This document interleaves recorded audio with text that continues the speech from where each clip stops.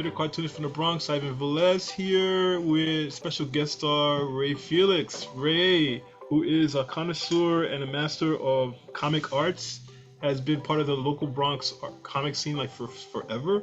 He knows a lot of people. He's very well connected that way. And Yeah. tell me, Ray, tell me your name and who are you as an artist? Oh, that's a big question. I'm Ray Felix. Who am I as an artist? I don't know. I've always felt that like art is really just expression, and I always try to express whatever those concerns are, whether it's through storytelling or through painting or a lot of my stuff is political. So, or semi-political or allegorical, but it's always revolving around humanity. First question: what's your connection to the Bronx, Ray? Well, I was born there, born in the Bronx back in 1973. uh, Still a baby. I was a baby. My father was living on University Ave when he came to this country. I mean, he moved around a lot. Like, he immigrated from Puerto Rico with his family. Mm. Their first place was Manhattan. Then they came to the Bronx, University Ave. I was an infant. From what my mother tells me, they were like,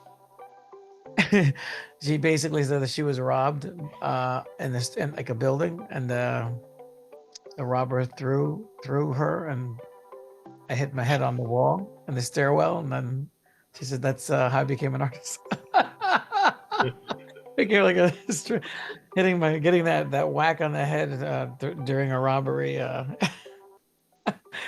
altered my thinking. So,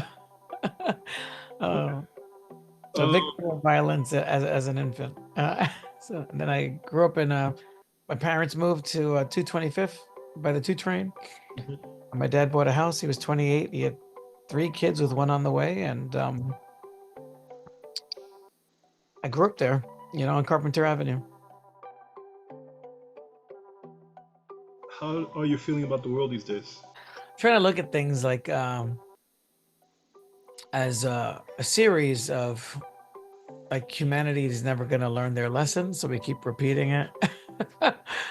So we're kind of going through like a modern day Vietnam. When we were kids, we learned about the Vietnam War, and I feel like we're experiencing that over and over again. We did that in Afghanistan and Iraq, and here we are doing it again in Israel and Ukraine.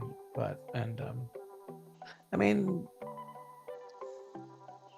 I was kind of raised to, when I was raised as a Jehovah's Witness, not to get involved in the world affairs, or not to vote, or Right. not to give a blood. Basically, be a good Christian and don't give a shit about anybody. That's basically the message. And I realized I can't do that. I have to say something. I have to do something. I have to speak out about stuff. So, Can art help? yeah, I think art is a good. I think art is basically an extension of ourselves, right? Yeah. It basically is our expression. We're kind of like the voice of the planet. The planet speaks through us, right? Mm. And a good friend of mine said that the Bronx is the Vishuddhi chakra, right? We're the voice of the world. So, and when the Bronx speaks, the world listens. What is the importance of art in your particular life, in your life? Well, it keeps me sane. I mean, I think it's important to. I became a teacher, not by choice. It was almost like destiny. I was like resisting it, resisting it, and finally gave in. And I think it's important to teach people to show how to express themselves, in whatever means possible. But it's just whenever kids tell me, "Oh, I don't know how to draw. I suck at it." I'm just like, you have to learn how to walk. You have to learn how to clean yourself, right? and, and I said, if you're gonna drive a car, you can learn how to draw. Because before language, we drew pictures, right? In Right. caves, and you don't have to buy anything to become an artist. It's already in you. You just have to hone it, develop it. What is it about art that attracted you in the first place? Oh, that's a good question. My earliest memory is my brother drawing, and then he showed me how to draw. Um, Oh, that's nice. he doesn't draw much anymore, but we both were kind of competing with each other. We had this it became that my brother was known as the artist in the family, not me. Right. And whenever I did paintings or drawings, my father would. He was a military guy, so he couldn't express it. So his friends would say, "What is this about?" And he's like, "Oh, it's about the war." he's, he's like, "Well, my brother was painting pictures of Puerto Rico on the wall, airbrushing them, like island pictures with palm trees and Puerto Rican flags. I was using barbed wire and burning my toys and doing like using latex uh, face sculptures and putting them on canvas, you Wow. know." Wow. So he didn't know what the fuck I was doing. I was like, why is this kid buying barbed wire at the hardware store and attaching it to a canvas? You know? Like, Who was your biggest artistic influence? first, I would say, when we were kids, Frazetta, Oh wow. Okay. uh, You're Kirby. reading the adult stuff. Yeah, yeah. Oh, yeah, man. That's like Umbrella. growing up as a kid. I think it's funny. I worked in a comic book store. I don't know if I think we spoke about this, right? I worked at Wild Comics. That used to be a big chain in the Bronx back in the day. Hmm. They had like 3 stores. I mean, they were the only comic book chain in New York. Period. There was not many stores that had more than one store. And Yeah, they had 3. Um, I remember that well. They were very kind to me. yeah, Yeah. it was like Forbidden Planet had 1, and then they had 2, but the Bronx had 3. Nobody else had more than 3 comic book stores in New York City. But that didn't really influence me to really create comics. That made me want to write. So I was writing. But I think was when I was in SVA and I read Robert Crumb Oh, and reading Robert Crumb and the Raw comics and the Bijou comics and all that. That made me want to do comic books. what was your biggest artistic influence? Uh, William Blake, probably. Who's You that? know, he was considered a prophet in his time. He was a poet. He created the color printing press, and he actually wrote a poem that prophesied the American Revolutionary War. Huh. And he also did a famous poem called "The Marriage of Heaven and Hell." Probably one of my most influenced. Francisco Goya, you know. Wow. Um, Even back when you were young. oh yeah, I loved all that stuff. Um, I don't know how I came across it. I don't remember, but uh, Goya was definitely the museum. I remember Goya. Um, I liked cartoons when I was a kid too, but I'm just like a typical American kid. Watched He-Man and GI Joe and all that stuff. Yeah. But the stuff that really moved me was Goya and William Blake. Looking at the way they didn't draw like everybody else, Right. and and I didn't draw like anyone. I mean, a lot of people today, um, when I graduated SVA, I had a hard time getting work as an artist because a lot of people were like, "No, we want you to look like Disney. We want you to." And I was like, "So why do I have to look like Disney? Disney sucks." It's like, I was like, What is your least like aspect of art culture? You know. Art. I tried to get into the graffiti scene when I was a kid, but I didn't see myself running around in the middle of the night writing on shit. so, so that didn't appeal to me, even though I knew a lot of kids that did it. and then Right. and then when break dancing was becoming a thing, I tried to do that, and then they were like, "No, you suck." So it's like I was kind of rejected by the Bronx as a young age. Like when the hip hop movement was coming out, I kind of wanted to be a part of it. Yeah.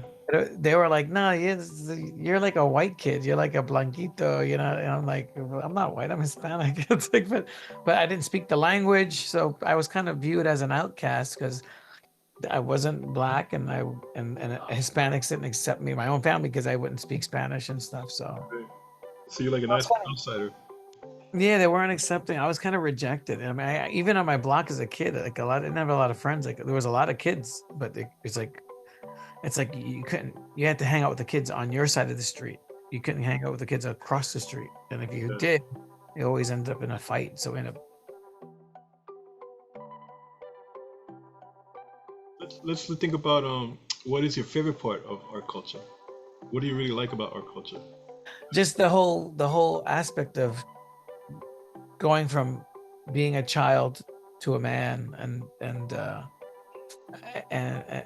adapting that through, I guess, through American culture. Like, you know, we kind of like, I don't know. I don't know if there's an easy answer. It's you know, I mean, if we talk about Hispanic culture, Well, let me reframe it because I think we yeah, veered off into another thing.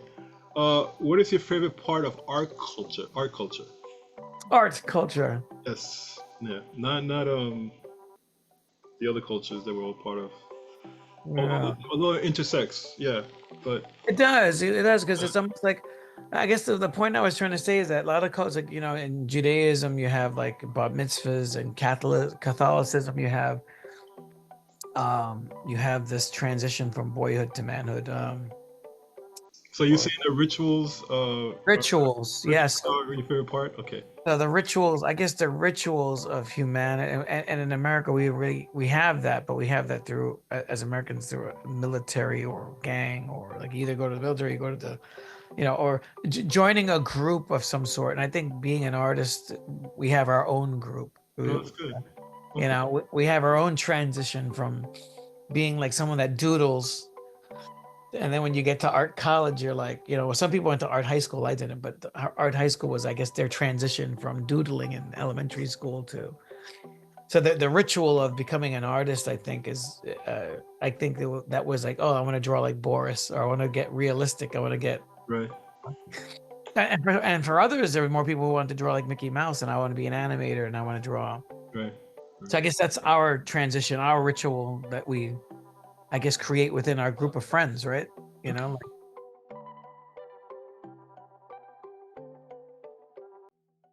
Um, what is your dream creation? What are you dreaming of or want to create within the next 5 years, or ultimately, what is it that you want to do with your art?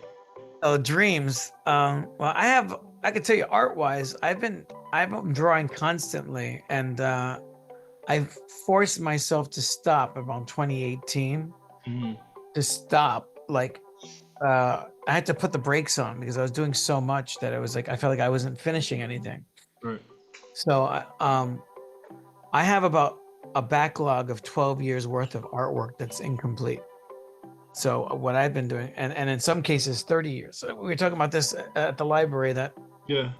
Yeah. like I've been taking work from the 90s, uh, like The World Without Superheroes, and trying to complete that series and that story. And it's just about done, but I I'm in the coloring phases of it, like Okay. digitally. The artwork's been done, and then I have other stuff like Edgar Allan Poe that I did like back in 2011, and and You want to finish?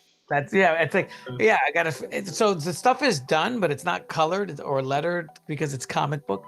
Right. Artwork wise, it's finished, but there's like maybe one story that was incomplete inked. um but yeah, it's just, I feel like there's not enough time in the world, you know. You know what? We finished the questions though. It doesn't look like you at all. Oh, that's pretty good.